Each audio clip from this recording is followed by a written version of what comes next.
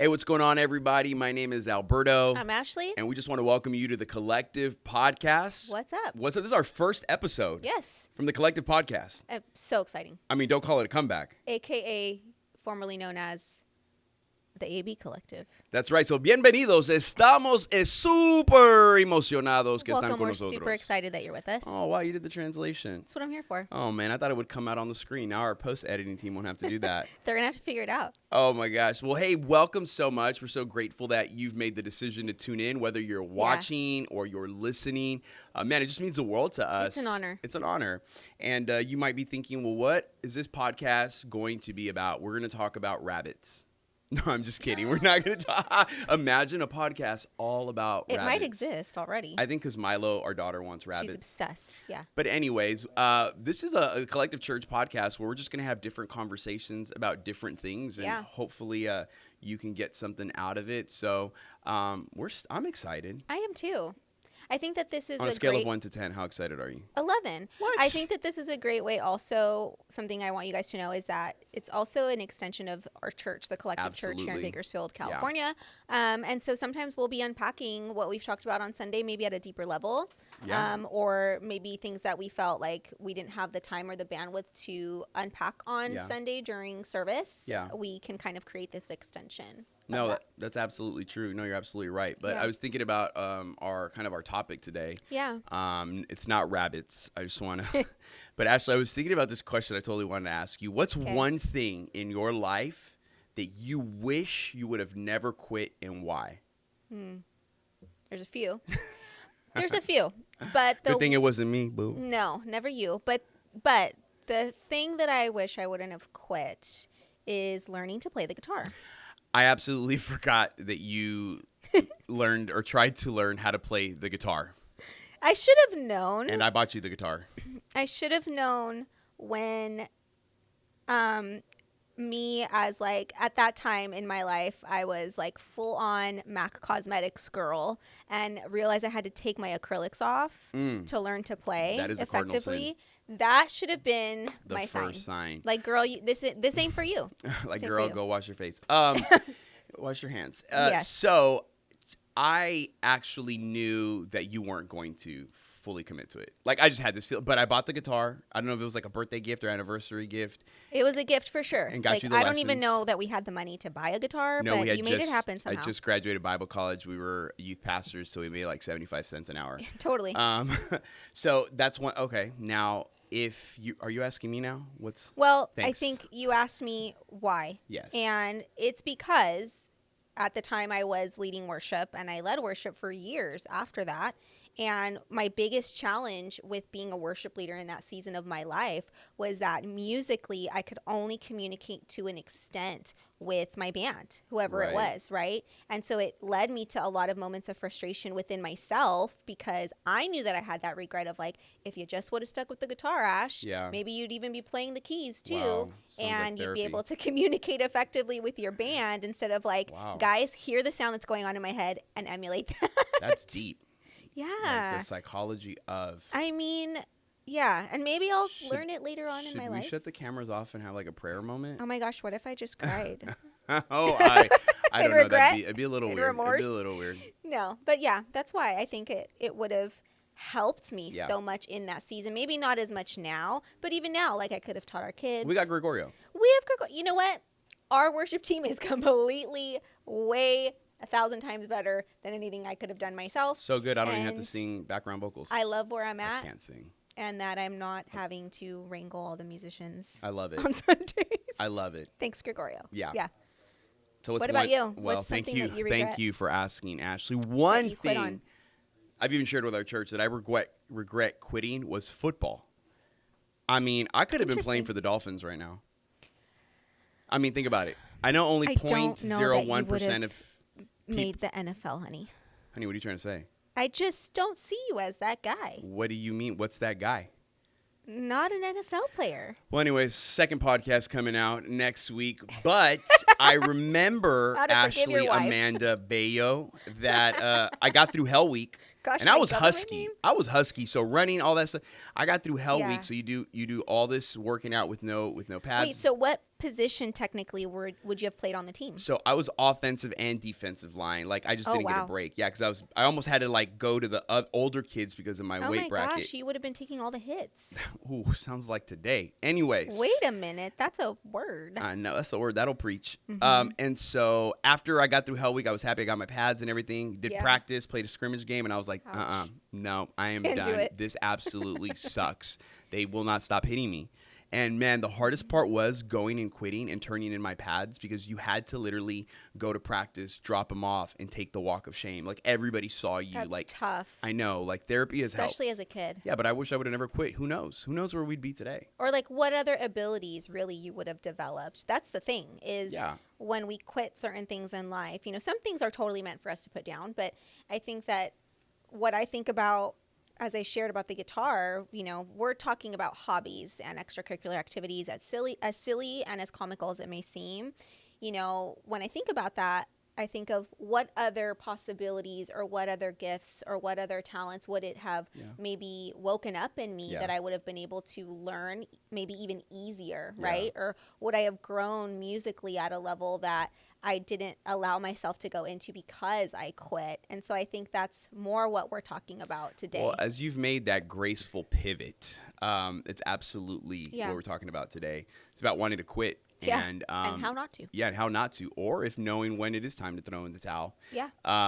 You know, Ash, I think that when we run into people that maybe we haven't seen in a long time and maybe we're kind of still connected through social media, a lot of people who know our story, one of the common things that I hear is wow, I or we admire the fact that you guys never gave up. Yeah. It's encouraged us that you guys, like I think people saw some of the things that we walked through and said, wow, you never threw in the towel. And what I think that most people don't know about us is that we planted the Collective Church. I think we're officially an official church for about 2.5 years, going on 3. But I don't think what people realize is before we planted the Collective Church, as we transitioned out of our last church, you know, for me, I told you I was done. Yeah, I said I quit. The last thing we wanted to do was ministry. Didn't want to pastor. I wasn't done with Jesus. I wasn't done with his church, the bride. I was just done with working for his bride. Like I didn't want to do totally. I didn't want to do ministry, and I told you I quit. And I remember our last experience kind of put the cherry on the cake for me, and I think for you too, just dealing with so much hurt from leadership and just so many difficult things that we had to walk through. Yeah. And I remember I started applying for, it was in the middle of the pandemic. Yes. And I started applying for jobs. Yes. I applied for the gym that I currently go to just be a greeter at the front, and they didn't even call me back. And you would be an excellent greeter. I would be a phenomenal greeter. Yeah. Like if I would crush hospitality. Totally. And like I know, and I literally couldn't get the simplest jobs at certain places. It's like the Lord was like, nope. Well, and what's interesting is this was in 2020. So life as it was so uncertain. And unstable. So uncertain. We had no idea what life in general was going to look like. Yeah. And then we also made an intense pivot in ministry and didn't know if we wanted to stay in it. So everything was kind of uncertain at the time. No, absolutely. And here's the funny thing. We quit. We thought we quit. And I think it was like that for like 7 months. And then I just felt like the Lord let us go through this process of kind of like, you know, like a kid when they throw a tantrum. Yes. And you just got to let them cry it out. Just let them work it out, the emotions. Yeah. And then when they're done, they're more resolved and they come back to what we hope is normal. Yeah. I kind of feel like that's what it was. It was like this opportunity to like sit in my feelings, sit in what's going on, sit in the emotions, like be more self-aware, like throw the pity party, and then like, you know, pity party of one because nobody likes coming. Literally nobody was coming to our pity party. And then we felt like the Lord was like, no, it's time. It's time for you to get back in. Here's the thing. Imagine if we would have really quit, if you would have let us quit. Yeah. We wouldn't be where we're at today. We wouldn't have the incredible church that we have today. And we would have missed out on something great. And I think the truth is that there's a lot of people right now, and just in general, you're in the middle of something that you want to quit. Yeah. Maybe you set out to go do something great. God gave you a dream. He gave you a vision. Start a business, start a clothing line, start creative work, do this in church, get your degree in this. and you're kind of like at a place where like, man, I'm tired. Like, I want to quit. Maybe you're at a church, you've been serving, you're on staff. You're like, I want to quit. And yes, there's a time for that, and we'll talk about that. But like, how do you stay in the game, right? I think during those moments when you're just like, this sucks, I want out. How did you do it? Aside from obviously because I definitely want to emphasize that it's nothing in our human strength that keeps us, right? Because our human strength will fluctuate, will shift just like any other emotion. But I think that aside from the grace and the mercy of God and his patience and his loving kindness, I think towards us, his patience with us, one of the things that you mentioned was when a child throws a tantrum and we're giving them that space to kind of regulate. I think that the Lord, as a father, was just teaching us how to self-regulate in that season. Okay, what are you going to do with this emotion? Are you going to work it out? Are we going to talk about it? Are you going to own your parts of it? And teaching us how to do that through the avenues of therapy and counsel and mentors and all of, because it really has been an army that kind of came alongside of us too in that season. But I think for me personally, it really boiled down to obedience. And I'm not saying in obedience, I was like, not the obedience of like when I first gave my life to the Lord and was like, here I am, Lord, send me. It wasn't like that. It was more of some hard conversations with the Lord where he really confronted me and was like, are you going to obey me or not? It's up to you. You can choose this way or that way. Choose blessing or you can choose cursing. Yeah. Are you going to do it or not? And it kind of took that type of conversation with the Lord for me to kind of, okay, I've managed my emotions. I'm ready to now work through all of this so that I can continue going, so that I can continue to do this for the long haul and ultimately walk in what the Lord has called me to do. Yeah, and I think that's great. I think oftentimes what people don't realize is when you're starting something or you're stepping into something, I always say God will give you the vision, and then he'll lead you through the valley of humility. To work out your character, to work out the deficits.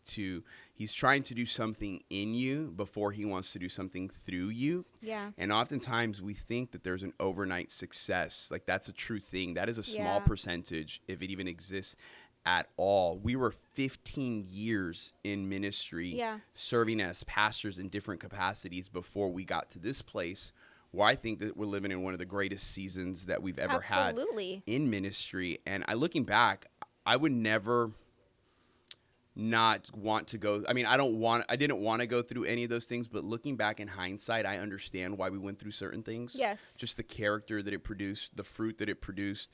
It's, every season that God took us through, he does something in us. And I think of physical seasons, right? He built our endurance in all of it. He built our endurance. Like, we go through seasons. I said this, like, when it's summertime, you begin to remove layers. And then when it's wintertime, you begin to add layers, right? The season brings about a change on you if you allow it to. And sometimes God takes you through different seasons because he wants to add things onto you. He wants to remove things from you. And usually when God calls you to something, you're typically not ready or really equipped in that moment. It's going through that endurance and that process of being able to be equipped to do what he's calling you to do. I think we negate the process of endurance because we don't. Ultimately, nobody likes to have to face pain. I love the process. Trauma. It's the best. The experiences that we don't even know are ahead or the situations that are ahead. We all want to kind of shy away from that because who likes to go into situations like that in our natural being? And if that's you, would you raise your hand right where you're at? I think we negate the process of endurance, but what we don't realize in negating that is that we need the levels of endurance that the Lord is building and cultivating in us are absolutely necessary for us to even be able to handle what he has for us, because mo money, mo problems. You know what I'm saying? The higher the levels of success, the more accolades or the more platform or whatever it may be, right? The things that we as humans esteem as success, the more character we're going to need, healthy character, good character, to sustain it and to be able to continue moving forward past it and not let it take us out. Well, it's about counting the cost. I think you're going to start something, business, a new employment, you got to count the cost. Jesus talks about that the wise builder counts the cost, calculates everything before they build it. I'm paraphrasing, lest they Yeah. leave the project halfway unfinished because they didn't count the cost for it to be ridiculed. Yeah. And I think that we don't count the cost. What is it really going to cost? Your time, your talent, your treasure, what capacity, what degree, and are you willing to pay the price? And I think that most people are not willing to pay the price, and it shows when they throw in the towel so prematurely. And I think a lot of people are at the cusp of throwing in the towel. And I know this, at the point that I said I was done, that you said we were done, little did we know that not too far away was that point of breakthrough. Yeah. And we just needed to hold on a little bit longer. And so the question is, like, how do I stay committed? How do I stay faithful when I want to quit? And especially quit something that I was so passionate about.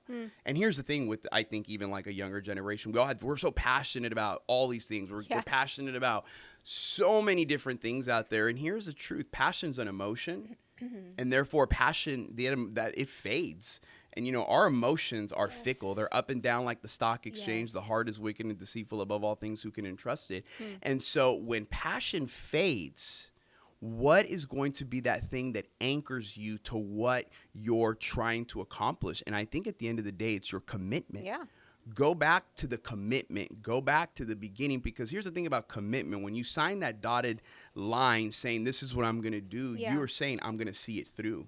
Yeah. And contractually, you have to finish it. If you don't, there's consequences. Totally. And so what happens is when we don't finish the things that we start and we exit prematurely, there are consequences that typically come with that. Yeah. And so counting the cost, and I don't necessarily know if we always counted the cost of ministry, what it really means to serve Jesus. No. We're like, let's just do it. I see that hand. Let's go for it. The first time we planted a church, because if you didn't know, the Collective Church is not the first church we've planted. But I think that the first church that we planted ourselves, we had absolutely zero idea what the cost was going to look like and what it was going to require. Yeah. And we openly admit, I think it's really great that you openly admit too, as the pastor, that we were not ready for that type. Well, I haven't admitted that yet. You have before, but we were not ready for that type I wasn't of ready. Ashley and I were not ready. I should have never planted a church when I was 28. I'm grateful that I did because of the people that we met, the people we connected with, the things 100%. That we got to do. But I don't think I was emotionally ready. I don't think my character was there. I don't even know that my heart as a shepherd was fully in that place. And we kind of just jumped right into the deep. We did. Without knowing how to swim. Having zero idea. Zero. It was honestly so wild looking back. And I'm so grateful that God works all things together for his good. Yeah. And I think that's why we're doing what we're doing now. Yeah. Because we sensed that we had all the tools in our toolkit, I think, to be able to do so. But, Ashley, I do think that there are times in our lives when we have to quit. Not necessarily quit quit on the vision or on the dream or the call, but maybe there's some places that we need to step away from. And I know, I was just thinking about this. Sometimes I hear all the time, how do I know when I have to transition from my church, or when I'm transitioning from this? And I feel like even in the church, I feel like people are afraid.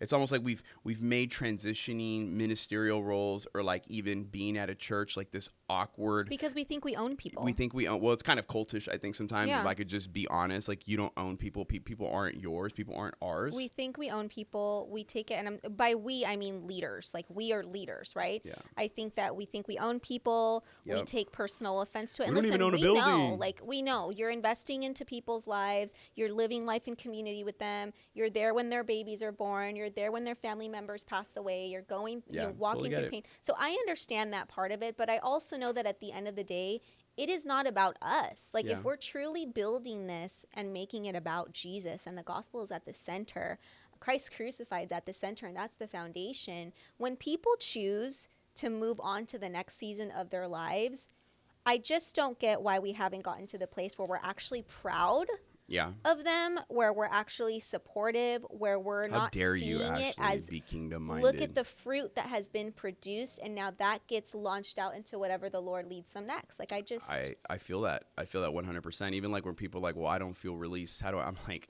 who was holding you down. Right. And I always say this, if you know if it's time to go or stay, submit or split. If you can no longer submit to the vision, to the leadership of the house, then maybe it's time for you to go, because you staying in a place longer than you're supposed to be, it not only affects you, it also affects the people around you.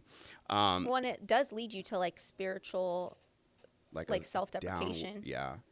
It's well, yeah, and even like people who are in church staff positions who are like, I don't know if I've been released, and I'm like, man, like sometimes God will make the nest uncomfortable to push you out, and we don't realize it, and we spend more time introspecting things like, oh, what did I do? This is me. What did I do? What did I do? It's not more about what do you do. It's what is God trying to do through you. He's trying to push you out. Yes. I think of like the story of David and Saul. When David did everything for Saul, he fought for him, he served him, he played the harp for him, he played the quebraditas, he did all of that for him. And then when Saul got so jealous, he began to throw spears at David. David just didn't stay there and take the spears. He dodged the spears, and then he fled for his life. He split that place because he knew that he wasn't supposed to be there. And that's what God used to push him into the next season of his life, in a sense. But I think oftentimes we have to realize that even one of the signs in our lives, is it time, and you have to be discerning, is the nest being made uncomfortable by God because it's time to push me out? And am I staying too long because I'm afraid of man? I'm afraid of perception. I'm afraid of what people are going to say about me. And listen, people are going to talk crap. People are going to say dumb things. No matter people are going how to hate on you. No matter how you do it. Everyone is going to think they know what happened. That's just life. And, even in your workplace, you can oh my gosh, you can leave on the best of terms from your job, and you and your boss are fine, and people will still think and create in their minds the illusion or the story of what they think happened. And you just have to get comfortable with owning, what's going on, ultimately what the Lord has instructed you to do. Yeah, that's between you and the Lord. Yeah, because you can also be walking in disobedience if you stay too long. If the Lord has already prepared something and you're still in the sense of like, I don't know if I'm released, and you've been released. And you see people miserable in their positions for years or in their place of worship forever. It's such a disservice to yourself and to people. It absolutely is. No, I hear you 100%. And so I think there are moments when we do need to endure. And I think there's moments when we do need to stick to the journey that we're on. And then sometimes there's places and spaces that we're in that we also have to discern.